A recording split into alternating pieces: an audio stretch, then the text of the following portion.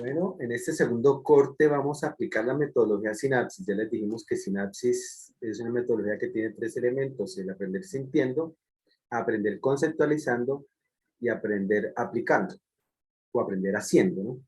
Esos componentes que también vienen, que son comunes a los 3 ejes del modelo latinoamericano de orientación transicional para el sentido de la vida. Un componente cognitivo, un componente emocional y un componente práctico, que son los canales de la personalidad que en la psicología pues hemos venido trabajando. Entonces vamos a empezar con el ¿qué no es sinapsis? ¿Qué no es sinapsis? Niños, no es sinapsis llegar y decir, bueno, hoy vamos a estudiar las Islas Galápagos. Las Islas Galápagos quedan en Ecuador. Las islas son un archipiélago compuesto por 4 o 5 islas: la isla Isabela, la isla Floriana, ta, ta, ta, ta, ta. En las Islas Galápagos hubo una cárcel, y en esa cárcel hubo mucha gente que construyó una muralla que no tenía ningún sentido, que no tenía ningún propósito. Listo, estos son las Islas Galápagos. Niños, ahora vamos a hacer un mapa de las Islas Galápagos. A ver, ¿qué sentimos de esa manera, Jocelyn? Si yo te digo que vamos a empezar a estudiar las Islas Galápagos. Pues, si nada más es así, a lo mejor a dar un poco de curiosidad de, bueno, otro lugar más, ¿no? De hecho, desde la forma en cómo se cuenta, cómo se llega a escuchar, pues no resulta tan asombroso, ¿no? Es así como, será otro lugar más, ¿no? Bueno, Entonces, exacto. Y otro mapa más que tenemos que hacer. Entonces, mire, de manera autocrítica, porque lo digo para todos los que trabajamos en educación, matamos las expectativas, matamos la motivación del estudiante. ¿No? Miren, menos de 3 minutos ya conté yo qué vamos a hacer, de qué estamos hablando, que hay que hacer un mapa de las Islas Galápagos. Después le puedo decir, las Islas Galápagos, ahí Galápagos, que son las tortugas gigantes, dibujé una tortuga, y en menos de una hora ya he agotado absolutamente el tema. Sinapsis se trata de todo lo contrario. Es generar expectativa. Entonces, podemos empezar de diferentes formas. Podemos empezar con aprender sintiendo, o aprender conceptualizando, o aprender haciendo. Pues en el caso de que es tan difícil llevar un grupo de niños a Galápagos, físicamente, pues vamos a llevar ese grupo de niños con la imaginación a Galápagos. Vamos a hacer lo posible por meterlos en ese relato. Entonces voy a empezar con la metodología de sinapsis. Es posible que motive que yo me ponga un sombrero porque vamos de expedición, ¿sí?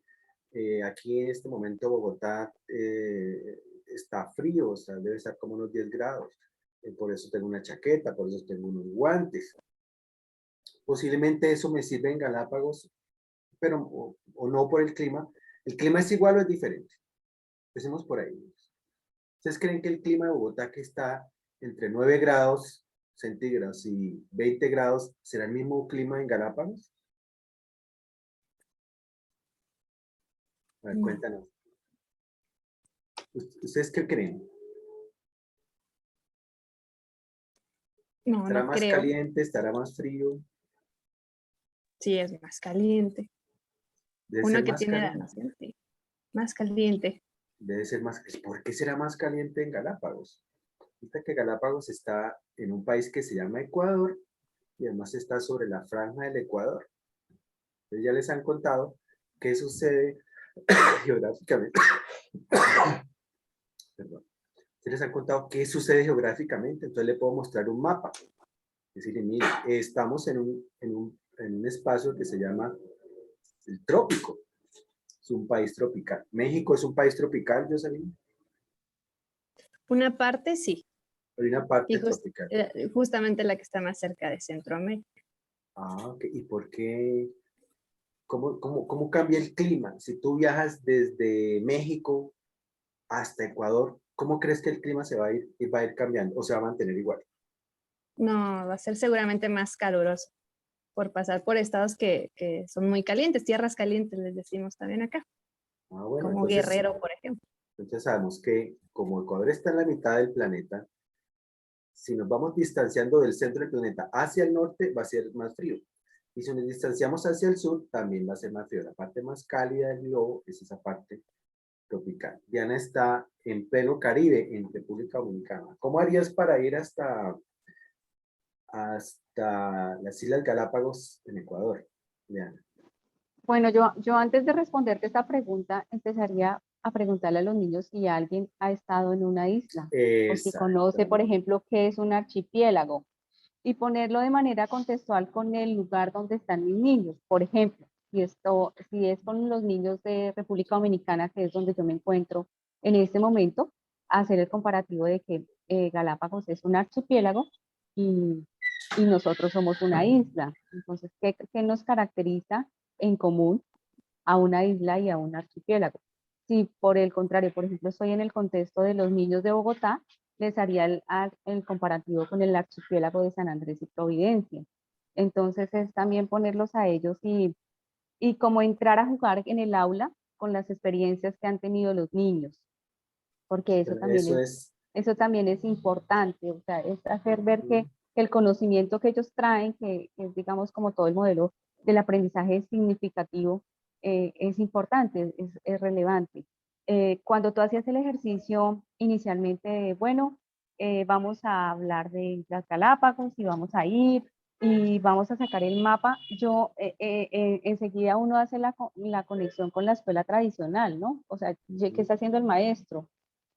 Transmitiendo información, no está llevando esa curiosidad, no está generando ninguna emoción, no está despertando la curiosidad, la creatividad, la expectativa, no está poniendo en clave como de pensar, de imaginar cómo podría ser, así no sean cosas, sino el mismo ejercicio que tú estás haciendo con nosotros, con Jocelyn y conmigo, de, bueno, ¿cómo sería? ¿Cómo crees tú que sería el clima? ¿Sería más cálido? ¿Sería más frío? ¿Cómo podrías hacer?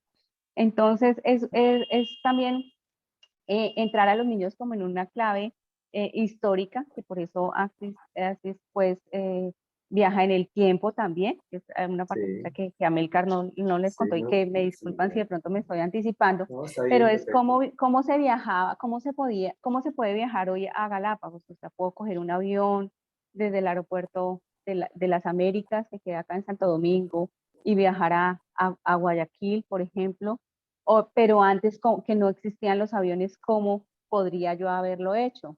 Entonces tendría que irme en barco, en una chalupa, o sea, ¿qué me serviría para transportarme Barco antes hasta y Panamá. qué me sirve hoy? Y también mirar en términos de distancia, bueno, ¿a cuántos kilómetros está Santo Domingo de Guayaquil? Matemáticas. En matemáticas, hacer, por ejemplo, una resta. Si Sí, allá están a tantos kilómetros, y entonces, ¿cuánto me falta? Por ejemplo, si el recorrido total son 1000 kilómetros, por poner un ejemplo, y de Santo Domingo a Guayaquil tengo 900, cuántos me harían falta? exacto. Entonces ahí pongo en clave de una resta, ¿sí? Y bueno, ¿y cuánto dinero tengo? Entonces yo en el tiempo de que podían ir, por ejemplo, mis abuelos que tenían que ir en barco, ¿cuánto dinero necesitaban tener para viajar? Y en este momento que existe el avión, ¿cuánto necesitamos para hacerlo? ¿Sí?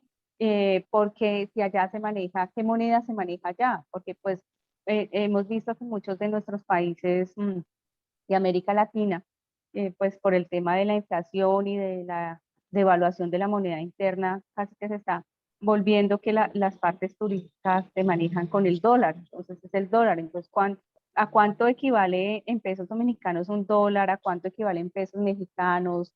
En pesos Las colombianos. Entonces ahí equivalencias, yo puedo hacer también un cambio de ejercicio moneda. de estadística, ¿no? De enseñarles a los niños estadística, de hacer una comparación, cómo es el nivel de vida, porque allá son más caros que acá, y puedo involucrar otras cosas sociales, por ejemplo, cuánto es el salario mínimo en Ecuador, cuánto es en República Dominicana, cuánto es en Colombia, y poner el comparativo, bueno, cuánto me cuesta comprar un pan en Santo Domingo y cuánto en Bogotá y cuánto en Guayaquil.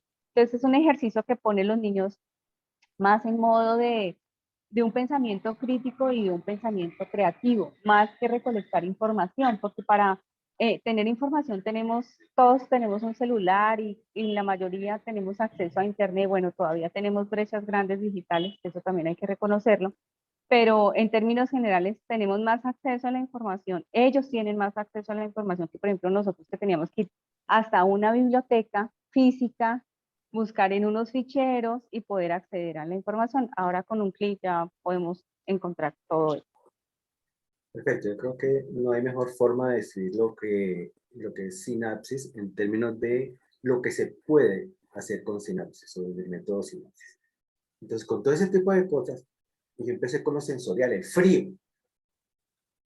El elemento sensorial es importante, es muy importante. O sea, todo lo que nos permite involucrarnos en la historia desde las emociones. La emoción no solamente es montarle circo de tres pies al niño, sino meterlo emocionalmente. Uy, aquí está haciendo frío. ¿Cómo sería la temperatura en Ecuador? Y el otro elemento que rescato, lo que se ve, Ana, es, vamos a viajar a Islas Galápagos. Niños, ¿por qué más bien, en vez de ponernos a hacer mapas y copiar lo que dice el texto, o simplemente vamos a viajar a Islas Galápagos? ¡Ah, la emoción! Entonces, bueno, ¿qué se necesita para viajar a Islas Galápagos? Ya Diana habló del componente matemático de una forma muy didáctica. ¿Por qué vamos a ir a Galápagos? Y otro componente que es el de la nave transistémica de Carlos Alonso Bajas Cruz es en qué momento del tiempo, cuándo vamos a ir a viajar a Galápagos. Entonces, niños, yo les invito a que veamos a Galápagos en 1930.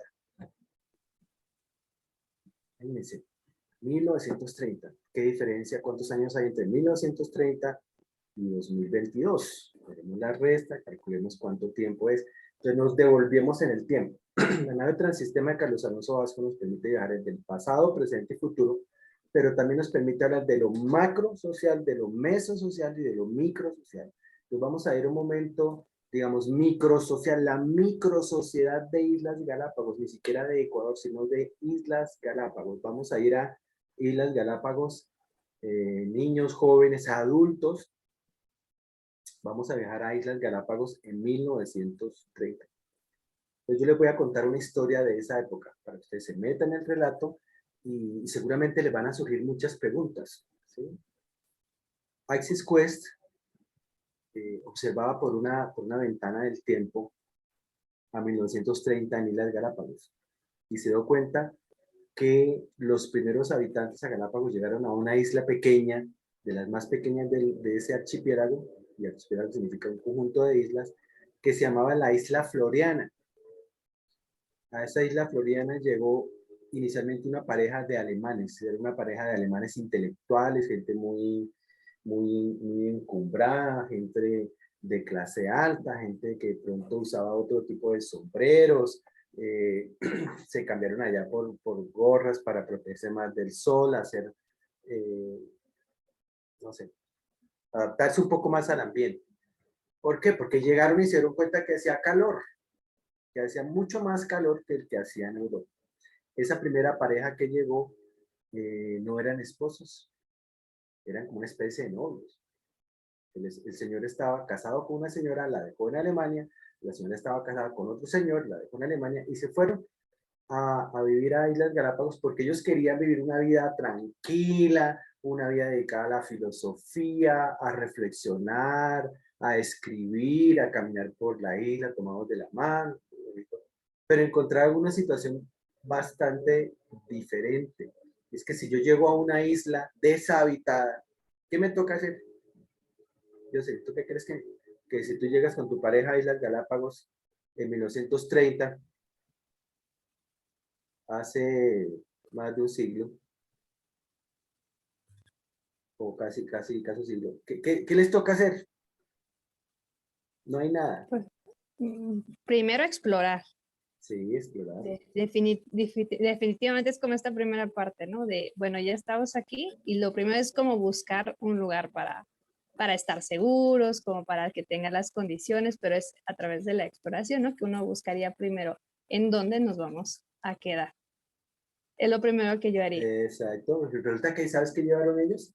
Una maleta llena de libros de filósofos y uno de ellos que les gustaba mucho era Nietzsche. Ellos pensaban llegar y sentarse a leer y mirar por la ventana o sentarse frente a la playa y pasarla muy rico.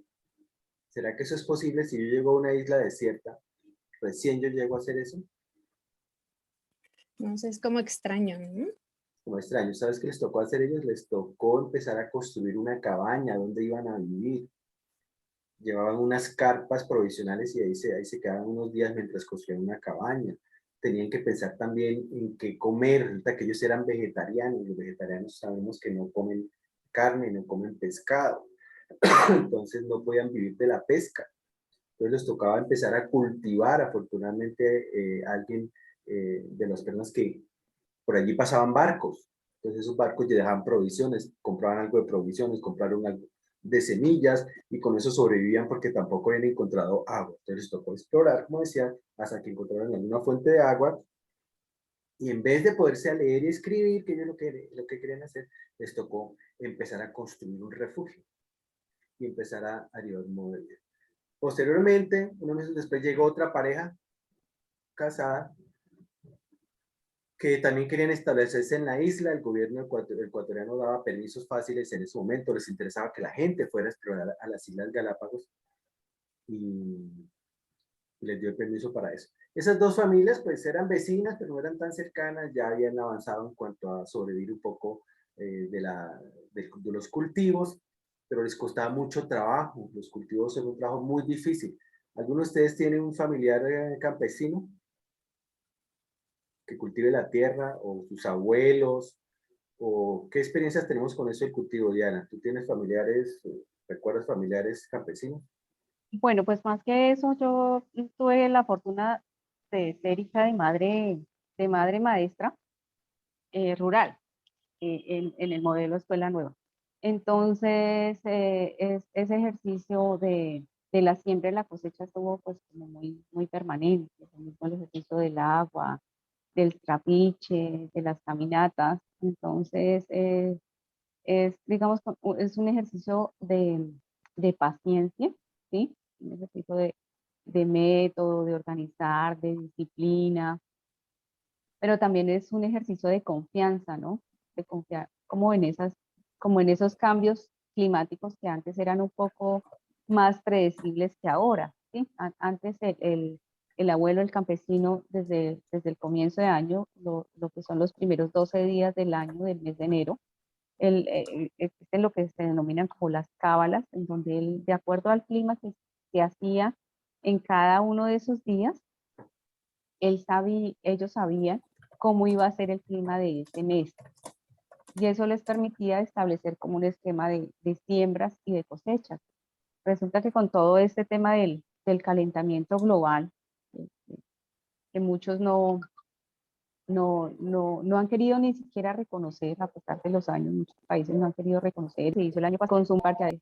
Bueno, todos de alguna forma tenemos alguna relación con la agricultura. Le estoy preguntando a Jocelyn, ¿tú sabes qué son las chinampas, Jocelyn, en la agricultura? Aprendido por niveles básicos de primaria, sí, tengo el concepto y he llegado a ver también ya más grande esto, pero sé que son las islas artificiales. Ustedes saben que en México, pues prácticamente la ciudad de Tenochtitlán se hizo justamente sobre el agua. Entonces, al ser todo rodeado de esta cuenca en la que nace esta ciudad, pues finalmente su forma de poder producir, de tener esta parte de la producción agrícola, también era haciendo islas flotantes que los mismos, en este caso aztecas, hacían.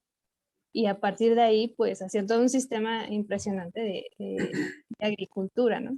Ese es hasta el momento el primer concepto que justamente hasta recuerdo y cuando lo vi, pues obviamente es así como impresionante también, ¿no? Como Ajá. el sistema de cómo generan para que se riegue, para ir por el mismo producto, las canoas que se ocupaban y, bueno, Bueno, el tipo Venecia. concepto, sí, pues Jocelyn nos habló de una concepción más amplia de chinampas, pero digamos la que yo conozco, ya que estamos hablando del cultivo, ¿cómo haríamos para cultivar una isla? ¿Será que en las Islas Galápagos se podría cultivar al estilo de las chinampas?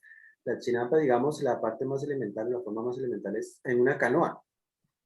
Que la gente en una canoa, la canoa pues está sobre la tierra, la canoa la llenan de tierra o hasta que una parte que no se hunda y van cultivando en eso. La canoa tiene unos huecos por debajo Y entonces, en vez de estar echando el agua por encima, las plantas van absorbiendo el agua por debajo. Este es un sistema que se llama las chinampas. Esa es una forma de cultivo. Pero resulta que ellos no pudieron cultivar de esa manera porque en Galápagos el agua es escasa. El agua no abunda, no es que haya mucha agua ni hay muchos ríos. Hay fuentes de agua que se llaman nacimientos, el agua va brotando y de ahí pues la almacenan en algunos recipientes y la van depurando, la van purificando para poderla consumir. ¿En qué países? ¿Cómo está el tema del agua en el mundo? Objetivos del desarrollo, objetivos, objetivos del milenio. Entonces, mire que nos estamos metiendo con otros temas un poco más complejos. Uno de los objetivos del milenio es que haya agua potable, hasta que no haya agua potable en muchas partes del mundo. La gente no tiene agua potable para tomar. Ese es un objetivo del milenio, que todos tengamos agua potable. Allí pasaba algo parecido. No había mucha agua potable y cuando el agua escasea, entonces no es que no abre la llave y deja correr el agua. Ellos no tenían agua corriente, no tenían acueducto, no tenían ese sistema de riego. Pero de alguna forma, que no sabemos cómo, tenemos que investigar cómo ellos cultivaban y cuánto tiempo se demoraba en cultivar. Allí sale una línea ya paralela de trabajo que puede durar el tiempo que uno quiera para hablar del cultivo. ¿Por qué son importantes los cultivos? ¿Por qué es importante el agua?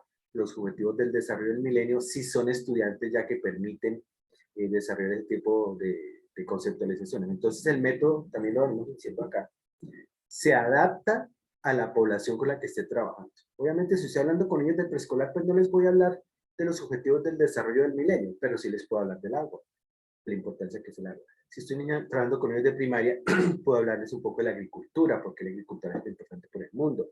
Si estoy en México, pues le voy a hablar de la chinampa. Si estoy en Bogotá, les voy a hablar de los cultivos, de cómo afectan los cultivos de la papa y el maíz a las poblaciones urbanas, porque aquí, ahorita que en Bogotá hay sectores rurales donde se cultiva papa, donde se cultiva maíz, y eso pues tiene una afectación ecológica específica. Seguimos con la historia y resulta que después esas dos familias pues no eran muy amigas, pero tampoco eran enemigas, pero tenían problemas con el tema de la distribución del agua. ¿Quién iba por el agua un día?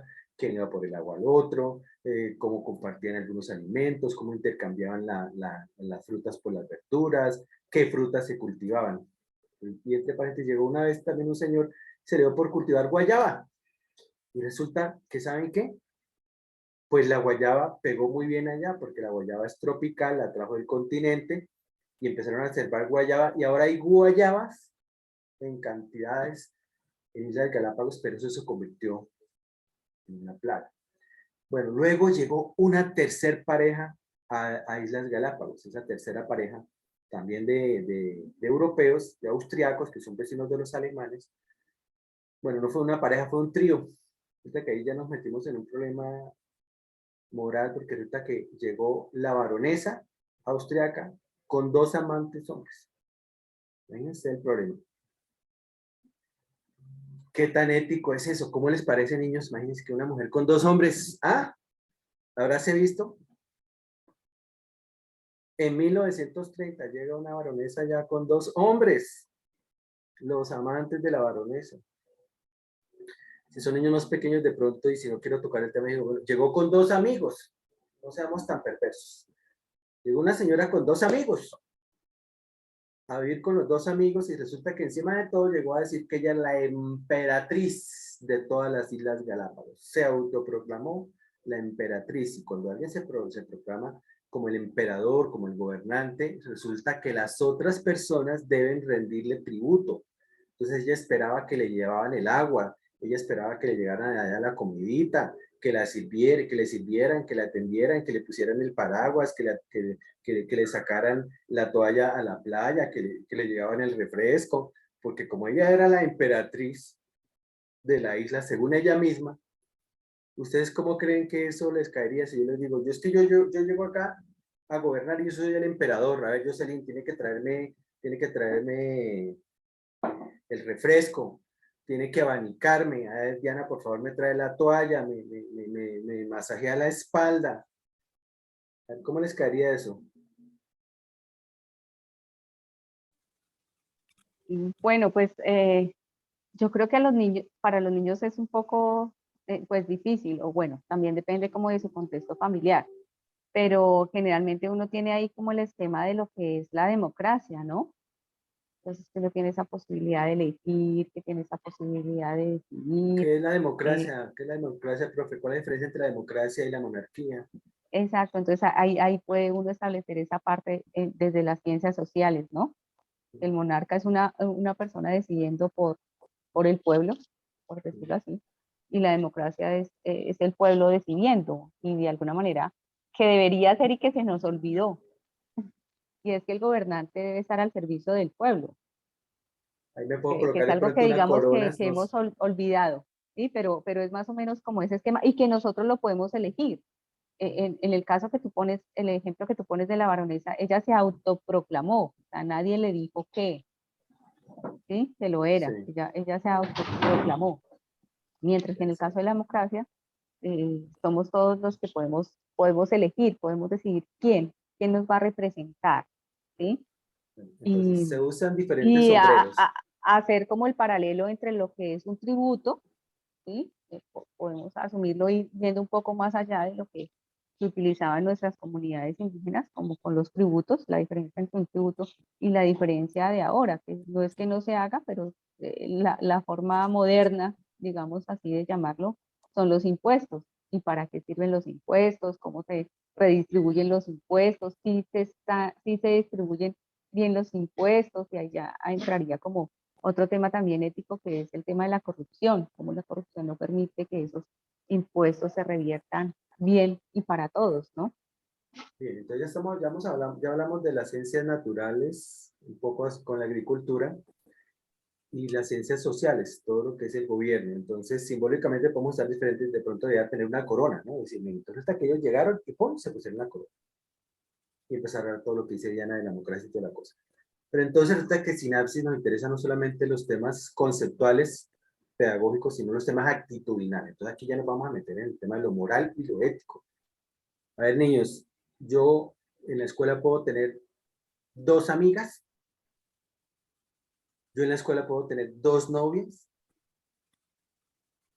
yo en la escuela puedo tener un novio y una novia, un amigo y una amiga. Entonces, pues ahí obviamente ya empezamos con el tema de la educación para la sexualidad, la educación de la afectividad, de la afectividad y la sexualidad, y manejando las diferencias entre lo ético y lo moral.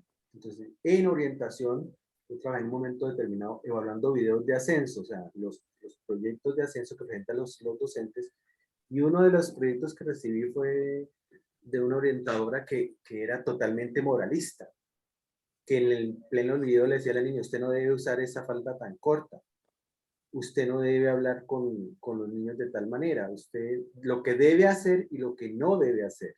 ¿Sí? Esa es una aproximación moral y moralista. En vez de una aproximación ética, es desde lo que hemos venido aprendiendo de Maturana, de Adela Cortina, de Martha Nussbaum, que ha insistido mucho Diana, es el tema de que la aproximación de la orientación no puede ser una aproximación moralista, debe ser una aproximación ética, de preocuparse por los efectos de mi conducta en los otros. Entonces, más bien la pregunta sería, reformulada es: ¿qué efecto tendría en mi grupo social, en mi curso, en mi colegio, el hecho de que yo tenga dos amigas, de que yo tenga dos novias en la misma escuela? Son situaciones que pueden estar más cercanas a la realidad. Si tú hablaras en estos términos, Jocelyn, de tu colegio, ¿crees que eso tendría cabida? ¿Sería pertinente Mira, hablar en... ¿Sí? mira, es que sí me da un poco también como de risa porque me estoy imaginando cómo actuarían adolescentes. Lo que pasa, pues, ellos están más con el tema de, decimos nosotros, apagan un poco la neurona y activan más la hormona, ¿no? Ajá. Entonces, temas como estos son los que les intriga, como que seguramente se prueban muchos de los valores que ellos también, pues obviamente están teniendo de acuerdo a la familia que tienen, ¿no? Entonces, algunos, estoy segura, me puse a reflexionar, y seguramente algunos no percibirían que eso está mal, o si está bien, o sea, bueno, no hablando de un lado o de otro, si es bueno o malo, sino Bien, posible. porque Ok, es listo. algo, es Ustedes un se dan modo cuenta vivendus de, que, sí, ok, vamos con el audio. Pero bueno, me parece, y se era que teníamos que tomar el asunto. Ahí ya empieza la cuestión del, y resulta que hay dos amigos, entre comillas, y, ay, etcétera, etcétera. Entonces, el malo, uy, pasando en este tema. Y ya cuando están enganchados, entonces empezó a hablar. Resulta que hay tres factores importantes en la relación de niños. ¿Cuáles son esos tres factores? ¿Cuáles son los factores importantes que hay que tener en cuenta para que una relación dure? Porque si yo lo que quiero es un rumbeo, como se dice acá, una recocha, una relación pasajera, rumbearme a fulanito, melanita, pues no, no estaremos hablando de eso, pero hay algunos factores de los que tenemos que hablar cuando ya la cuestión entra, yo quiero tener una relación permanente. Si usted quiere saber cuáles son esos tres factores, y si quiere saber el final de esta emocionante historia, no se pierda nuestro próximo capítulo. Entonces, esa es otra tentación en la que caemos los maestros, que queremos contar toda la historia de una vez, queremos decir, y es que eso sirve para esto, y es que eso se hace así, no se hace así. ¿Sí? Entonces, resulta que ya se acabó la hora, y es que ya pasamos aquí realmente más de una hora, y esto puede darnos para 3, 4 clases. En Dominicana las clases de orientación son más cortas, creo que también en Costa Rica los tiempos que tienen para hacer orientación es más corta. En México, ¿qué tiempos tienen un orientador para hacer? ¿Qué tiempo tendrían un orientador para hacer este trabajo? en México, pues está diseñado que haya un orientador que atienda a los grupos y a esos grupos a la semana se le dieran 2 horas. Está contemplado 2 horas por grupo y ahí de hecho se saca las horas de trabajo del orientador, aunque hoy pues lamentablemente no está como tal. Le estoy hablando a nivel de secundaria en donde pasa esto, pero se podría hacer, créeme, me estás poniendo ahorita a pensar, en México en la educación básica existe una parte de nuestro modelo educativo que se llama autonomía curricular. Prácticamente decide el director qué tipo de, ya sea de taller, que es lo que antes se daba como una formación tecnológica, como esta parte de artes plásticas, ofimática, dibujo técnico, o sustituirla por algo que se llaman clubs. Estos clubs que justamente tienen 2 horas a la semana para poder trabajar, por ejemplo, diferentes, pues de alguna manera, cursos que se les pueden impartir a ellos. Pero es desde el mismo centro educativo que sale el recurso, es decir, el maestro de educación física puede dedicarse a dar el club de formando campeones. Chévere, sí. El maestro de español, ¿no? Puede dar esta parte de tertulias literarias. Yo si me dices así, yo me estoy poniendo a pensar y digo, ¿por qué no hacer un club de sinapsis, no? Chévere. O sea, Sí, sí, perfecto. así, o sea, el orientador pudiera, bueno, yo desde mi área, pues por las pocas horas que yo tengo en este centro educativo, yo lo veo complejo porque yo atiendo más Sí, hacen más cosas, problemáticas, sí, claro. etcétera, ¿no? Pero si quisiéramos como proteger un espacio, porque yo me pongo a pensar, ¿dónde se aplica sinapsis? ¿Desde el aula o por qué no hacer un aula sinapsis? Yo me Claro. imaginé ya con lo que ustedes me están así como complementando y todo, yo digo, ¿por qué no hacer un salón donde justamente desde lo sensitivo, desde poner, yo me Aula imaginé que especializada, qué nos chévere. traiga Sí, arena, ¿no? Silvia, o sí. sea, cosas de donde uno ha visitado o comprar esa Fragancias. parte y justo, ajá, exactamente, que se haga un aula totalmente ambientada para poder desde ese momento, con si ya se tienen, por ejemplo, los relatos y demás, ambientarlo contra los relatos que vamos a ir contando pues obviamente ya en el proceso, ¿no? Entonces creo que desde ahí uno va ayudándole al estudiante a saber que va a entrar a toda una aventura, ¿no? Y creo que va a ser constante mantener sobre todo esta curiosidad, porque eso es algo que debe tener también el profesor, el docente, quien maneja, por ejemplo, esto. Entonces, bueno, otras se me ocurrieron otras situaciones, pero creo que sí, Habría un cabida, espacio, habría un espacio.